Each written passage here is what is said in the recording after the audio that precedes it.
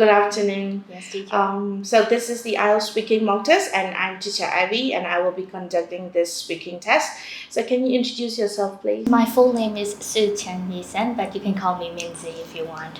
Okay, just for the IELTS speaking routine, I will ask for your ID. So can you please show me your ID, please? Yes, here. Okay, that's good. Thank you. So we will start with part 1. So what's the weather like in your country each season? So there are three main seasons in my country, like the hot season, the rainy season, and the cold season. But apparently, I think the cold season is not here. It's just the hot season and the rainy season. Yes. So what type of weather do you like the most? Oh, I love spring. I love the hot season. The main point is that I am free, that the schools are closed in summer. So I really like this. And I love the places that are like dry and that are getting enough sunshine from me. So sunshine is my energy. That's the main reason why I love summer. So you love the sun? Yeah. Okay. So does the weather ever affect what you do?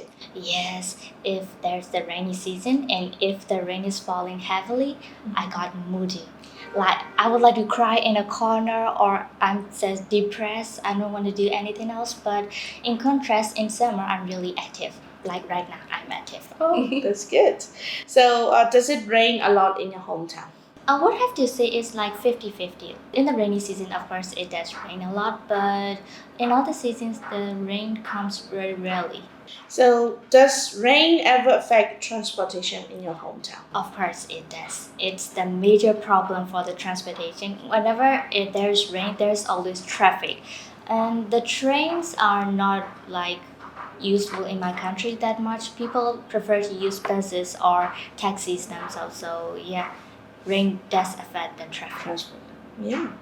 Okay, so we will move on to the other topic, that is, do you like to wear a watch?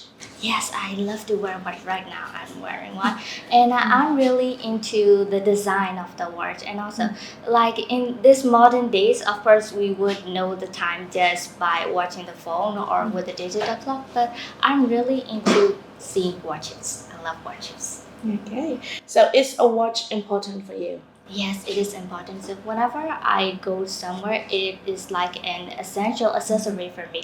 So I would like to know the time. And when I go out with my friends, my family set a curfew for me. Like you have to come back before blah blah blah. So I need to have my watch with me. Yes.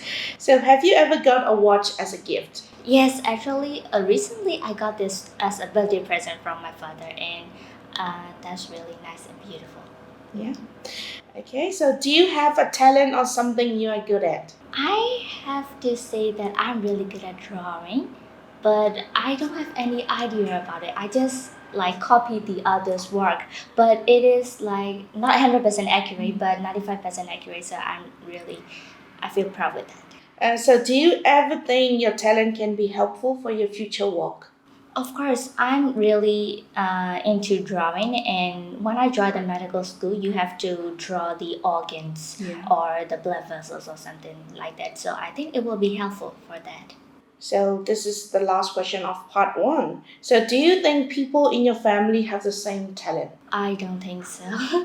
My dad and my mom can't really deal with the painting. They cannot feel them. They often think that's a waste of time, like watching the painting or playing with the paints. They consider that as a waste of time, unfortunately. Yes. Okay, so let's move on to part 2. So I have a question for you. So this is your cue card, and you can take notes if you want. You will have 1 minute for that. Yes, teacher.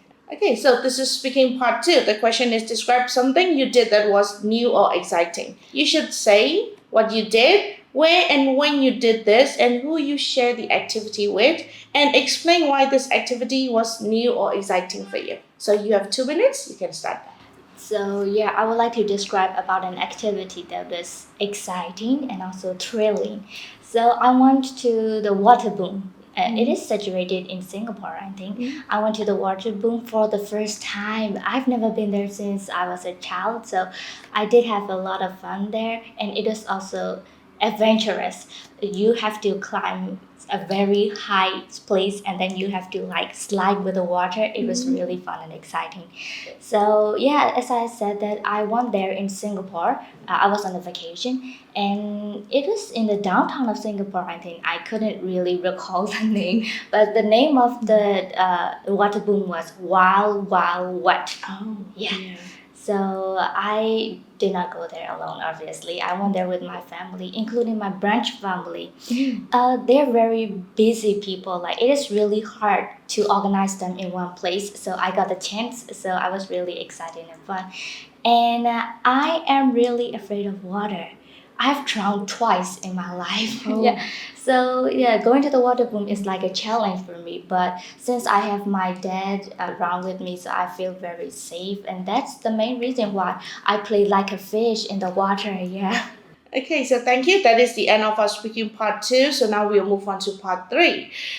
This is about doing new things. So why do you think some people like doing new things? It's in an individual's personality. I think people do like to try new things and people like challenges. Maybe that's the main reason why they like to try new things. Yeah, of course. So what problems can people have when they try new activities for the first time? Oh, they would have to overcome some obstacles. Like if they try to learn how to sing, they will have to train a lot and also how to play a musical instrument. They might hurt their fingers. Yeah, there are also some little obstacles that they have to overcome.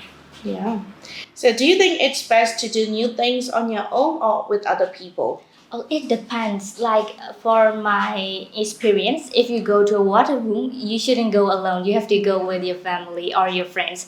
But like other soft skills, like if you're trying to improve your management skills or something, that you should do on your own. Yes, of course. Okay, so let's move on to another topic. This is about learning new things. So, what kinds of things do children learn to do when they were very young? Oh yeah, learning how to read, how to write, and how to speak. They are the most fundamental things that are necessary for the human's life, and they are so difficult for me when I was a child, but I kind of overcome it. Yeah. Okay, so how important are these things? So learning how to read, write, eat, speak, they may seem like the little things to us, but they are the most basic skills for the human survival. So we are kind of learning survival skills since we were a child. Okay, so do you think children and adults learn to do new things in the same way? They learn things in the same way, but when you become an adult, you have like your spectrum is being widened. You know a lot of things, so you tend to consider about the risks, the demerits, and the profit and loss. When you're a child, when you see the new things, you become excited and you just go with it. But when you become an adult, you turn to consider a lot of different things, and then you play like a child. So this is the last question. So some people say that it is more important to be able to learn new things now than it was in the past. So do you agree or disagree with that? I totally agree with this opinion because as today is the 21st century, the technology is developing, everything is being advanced. So if you cannot keep track with them, then you will be left behind. Good. So this is the end of our speaking mock test. Thank you so much for your time, Lindsay. Yes, teacher. Thank you. Thank you. Okay.